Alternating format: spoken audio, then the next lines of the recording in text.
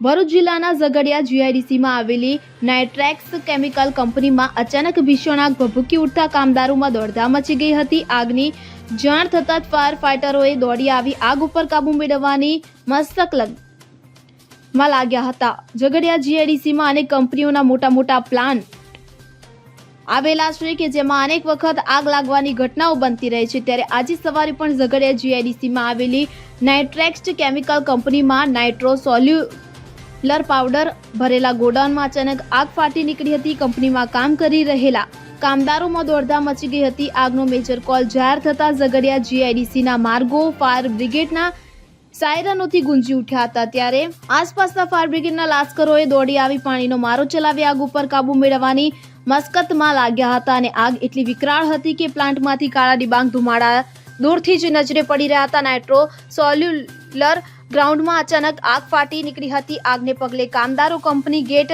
પર દોડી આવ્યા હતા. આગની જાણ થતાં જ ફેક્ટરી ઇન્સ્પેક્ટર, જીપીસીબી અને પોલીસ સહિતના અધિકારીઓ પણ સ્થળ પર દોડી આવ્યા હતા. જોકે કંપનીમાં આગ કયા કારણોસર લાગી તે જાણી શકાયું નથી. હાલમાં ફાયરમેને આગ ઓલવવાની કામગીરી હાથ ધરી હતી.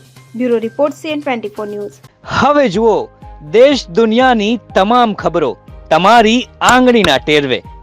ઉઠાવો મોબાઈલ અને Google Play Store પરથી ડાઉનલોડ કરો અમારી CN24 ન્યૂઝ મોબાઈલ એપ.